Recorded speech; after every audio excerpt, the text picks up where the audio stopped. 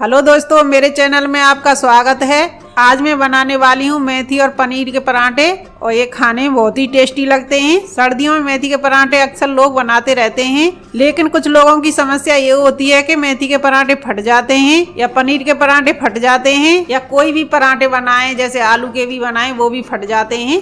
तो आज मैं कुछ टिप्स बताऊंगी, कुछ तरीके बताऊंगी जिससे आपके पराठे कभी नहीं फटेंगे और पराठे बनाना बहुत ही आसान हो जाएगा। तो चलिए कुछ टिप्स के साथ पराठे बनाना शुरू करते हैं।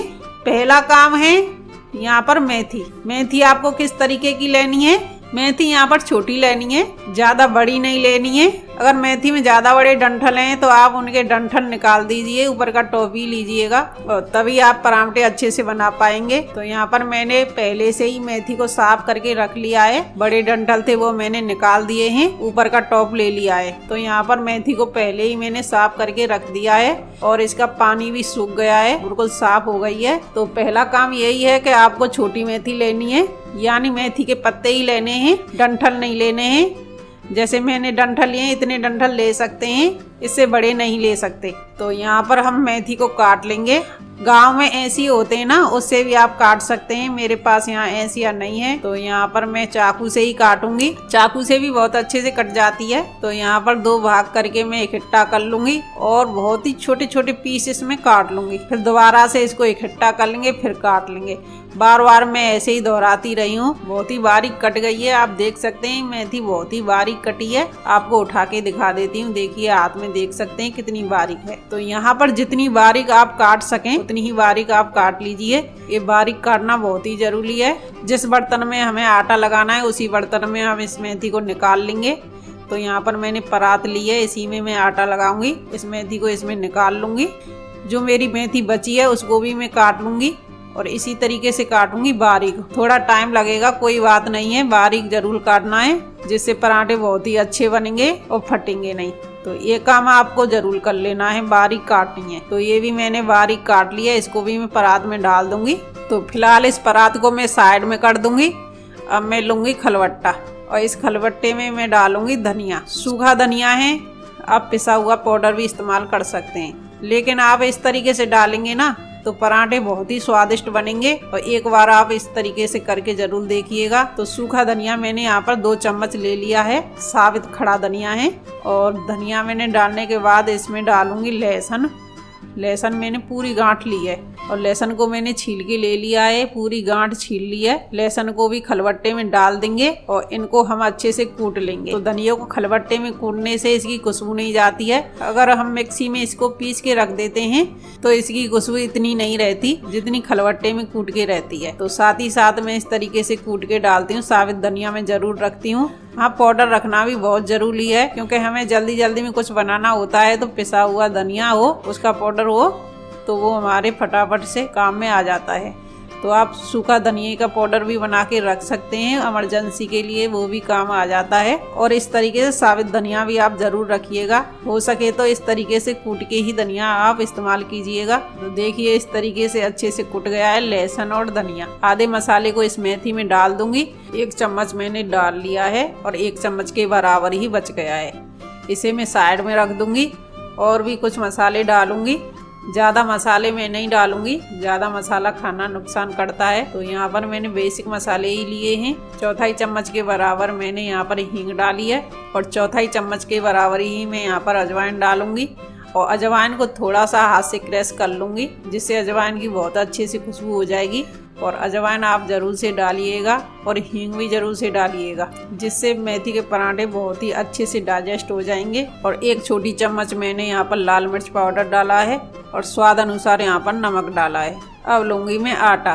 तो यहाँ पर मैंने गेहूं का आटा ले लिया है।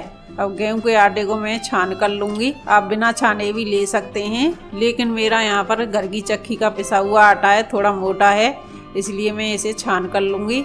आटा आपका महीन है तो आप उसे छान लीजिए। छान के आप उसमें कुछ कूड़ा तो नहीं है उसे देखकर आप उसकी भूसी को इसी में डाल सकते हैं, चोकर को मतलब। और यहाँ पर मेरा थोड़ा मोटा है तो इसलिए मैं यहाँ पर नहीं डाल रही हूँ, इसे मैं निकाल दूँगी।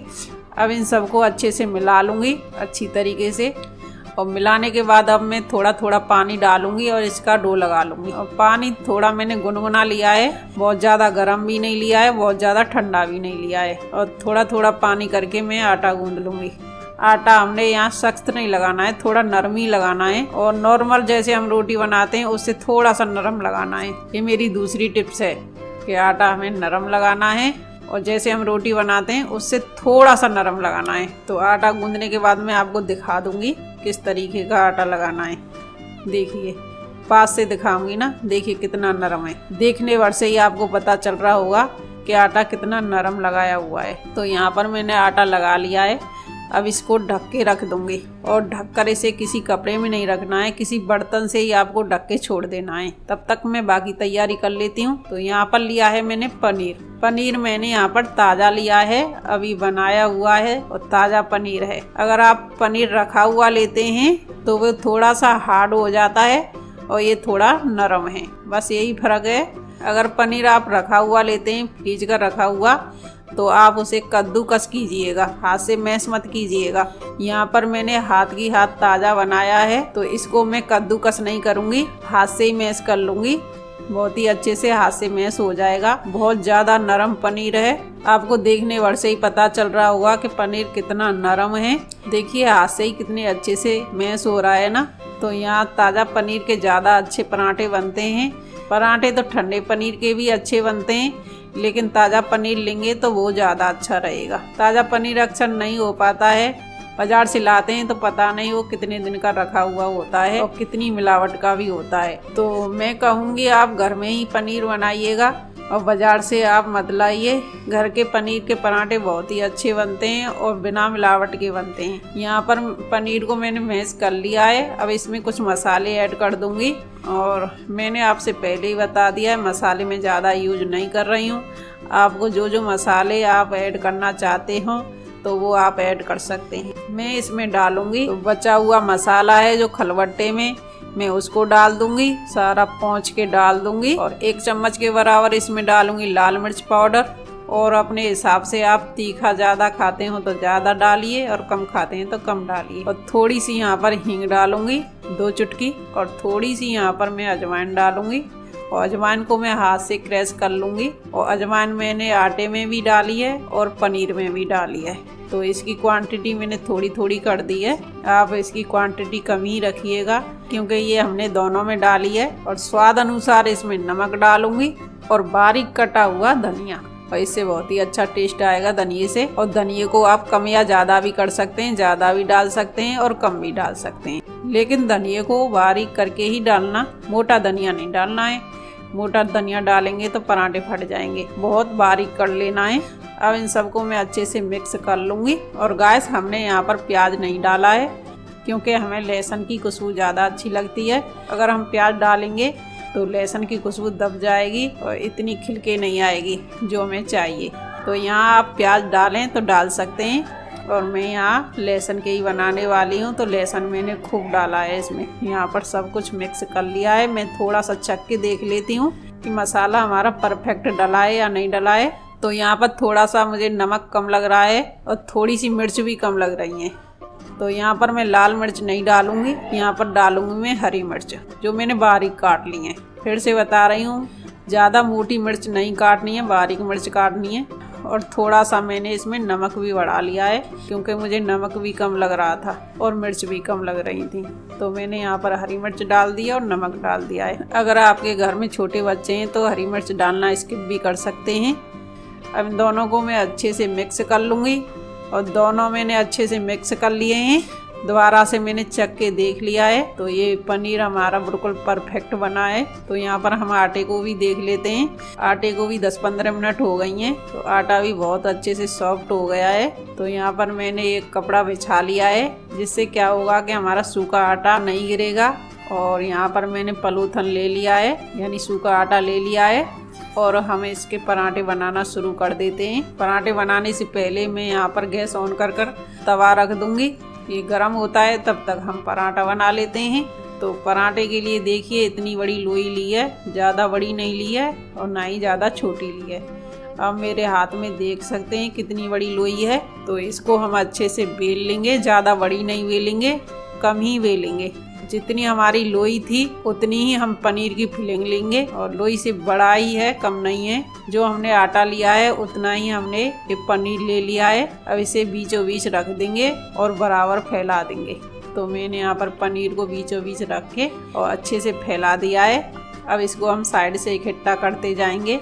आप देखते रहना मैं कैसे इकट्ठा कर रही हूँ। इसी तरीके से आपको लोई को इकट्ठा कर लेना है। इकट्ठा करने के बाद थोड़ा सा आटा बचता है तो इसे हम तोड़ लेंगे। इस आटे को इस लोई में नहीं छोड़ना है, क्योंकि इस जगह से आटे की परत थोड़ी सी मोटी हो जाएगी जो खाने में बिल्कुल भी अच्छी नहीं लगेगी। तो इस आटे को हमने तोड़ के निकाल लिया है। अब इस लोई को हम आटे में डिप करेंगे अच्छी तरीके से और डिप करने के बाद अब इसको हम बेलेंगे हल्के हाथ से। अब इस लोई को हमें बहुत ही हल्के हाथ से बेलना है और जोर से नहीं दबाना है। हल्का हल्का हाथ चलाते हुए हमें बेल लेना है। अगर हमें बेलते वक्त आटा लगाना पड़े तो हम आटा भी लगा सकते हैं बीच बीच में, और ये फटना नहीं चाहिए। यहाँ पर मैंने पराठे को अच्छे से बेल लिया है। आपको दिखा देती हूँ किस तरीके से बेला है। और देखिए बिल्कुल भी मोटा नहीं है, आप इसकी थिकनेस देख सकते हैं। तो आपको पराठे को उठाकर दिखा देती हूँ। देखिए बहुत ही पतला पराठा बना है। अब चलिए हम तवे पर इस पराठे को डाल देंगे और डालने के बाद मैं पूरे तरीके बताऊंगी किस तरीके से आपको पराठे को सेकना है जिससे आपका पराठा पूरी तरीके से फूल जाए। तो यहाँ पर हम फूले फूले पराठे बनाएंगे और आप देखते जाना, एक भी पराठा हमारा बिना फूला नहीं होगा, सारे पराठे फूले फूले बनेंगे। तो यहाँ पर गैस को हमें मीडियम रखना है, ना तो बिल्कुल लो रखना है और ना बिल्कुल हाई रखना है। यहाँ पर अच्छे से नीचे से पचने देंगे, तब हम पराठे को पलटेंगे। नीचे से पराठा पक चुका है, अब इसको हम पलट देंगे और पलटने के बाद अब इस पर घी लगाएंगे और घी लगाने के बाद दूसरी तरफ से हम तब पलटेंगे जब दूसरी तरफ से सिक जाए। दूसरी तरफ से थोड़ा सा सिक गया है, अब दूसरी तरफ से भी पलटकर हम घी लगा देंगे। दूसरी तरफ से सिकेगा नहीं, उससे पहले हम पलट देंगे तो पराठा बिल्कुल भी फूलेगा नहीं। इस बात का विशेष ध्यान रखना है। तो यहाँ दोनों तरफ से सिकने के बाद ही पराठे को इधर उधर पलटना है। फूलने के बाद अच्छे से सेक लेना है। और आप देख सकते हैं पराठा फूल गया है, कितने अच्छे से फूला है। और फूले फूले पराठे ही बच्चों को अच्छे लगते हैं। अगर गलती से कोई पराठा फूले नहीं तो बच्चे उसको लेते ही नहीं हैं और दूसरे पराठे का इंतजार करते हैं और दूसरा पराठा फूलेगा उसी को हम लेंगे। तो यहाँ पर मैं फूले फूले ही पराठे बनाती हूँ, मेरे बच्चों को फूले फूले पराठे ही अच्छे लगते हैं। मैंने यहाँ पर पराठों पर घी लगाया है। आप रिफाइंड ऑयल, सरसों का ऑयल, किसी से भी आप पराठे बना सकते हैं। पराठे बहुत ही अच्छे बनेंगे। पराठा दोनों तरफ से कितने अच्छे से सिका है, कितना अच्छा कलर आया है, आप देख सकते हैं। एकदम खस्ता पराठे बने हैं। दोनों तरफ से पराठा बहुत ही अच्छे से सिका है और आपको उठाकर दिखा देती हूँ। देखिए, और इसको हम एक प्लेट में निकाल लेंगे और बाकी के पराठे इसी तरीके से हम सेक लेंगे। दोनों तरफ से बहुत ही अच्छा कलर आया है, गोल्डन ब्राउन हो गया है। तो यहाँ पर मैंने सारे पराठे को सेक लिया है और बहुत ही अच्छे बने हैं। तो यहाँ पर पराठे को बीच में से खोलकर दिखाती हूँ, पनीर की फिलिंग दिखाती हूँ, अंदर से पनीर को दिखाती हूँ। देखिए कितना अच्छा पराठा बना है, चारों तरफ पनीर है, कहीं भी कोई भी जगह खाली नहीं है, चारों कोने अच्छे से भर गए हैं और कितने अच्छे लग रहे हैं देखने में। और हर एक पराठा फूला हुआ है और बहुत ही अच्छे कड़क कुरकुरे मुरमुरे बने हैं और खाने में बहुत ही ज़्यादा टेस्टी हैं। तो पराठे हमेशा हम दही के साथ में खाते हैं, चाहे वो दही मीठी हो या मसाले वाली। तो हमारे घर में मीठी दही से भी खाते हैं और मसाले वाली दही से भी खाते हैं। अक्सर मैं खाती हूँ मीठी दही से और मेरे बच्चे खाते हैं मसाले वाली दही से। तो यहाँ पर मैंने मसाले वाली दही ली है। मसाले वाली दही अगर अच्छी लगती हो तो मसाले वाली दही खाइए, अगर मीठी दही अच्छी लगती हो तो मीठी दही से खाइए। और पराठों के साथ दही का कॉम्बिनेशन बहुत ही अच्छा है। ऊपर से आप प्याज का टुकड़ा रखिए, फिर देखिए पराठे खाने में कितने अच्छे लगते हैं। प्याज के सलाद की जगह आप कोई भी सलाद ले सकते हैं। यहाँ पर मूली का सलाद ले सकते हैं, खीरे का सलाद ले सकते हैं, टमाटर का सलाद ले सकते हैं, जो आपको पसंद हो वो ले सकते हैं। यहाँ पर हमें ज़्यादातर प्याज पसंद है तो हमने यहाँ पर प्याज लिया है। तो है ना बहुत ही अच्छे पराठे, बिल्कुल भी नहीं फटे। और आप इस तरीके से पराठे बनाइए, बिल्कुल भी नहीं फटेंगे। तो यहाँ पर कुछ बातों का ध्यान रखना है, पराठे ना फटें। तो यहाँ पर मेथी को बहुत बारीक काटना है और डो को यहाँ पर सख्त नहीं लगाना है, नरम लगाना है। पराठे को एक साइड से पकने के बाद ही दूसरी साइड से पलटिए। इन्हीं बातों को ध्यान में रखते हुए पराठे बनाइए। पराठे बहुत ही अच्छे बनेंगे, बहुत ही फूले फूले बनेंगे और पराठे बनाना बहुत ही आसान हो जाएगा। पराठे की रेसिपी थोड़ी सी भी अच्छी लगी हो तो वीडियो को लाइक कर देना और चैनल को सब्सक्राइब कर लेना। अगर पहले से ही सब्सक्राइब हैं तो बेल आइकन घंटी दबा देना, जिससे आपको हमारे वीडियो की नोटिफिकेशन मिल जाएगी, जिससे आप हमारी वीडियो को देख पाएंगे। कमेंट करना बिल्कुल भी मत भूलिए।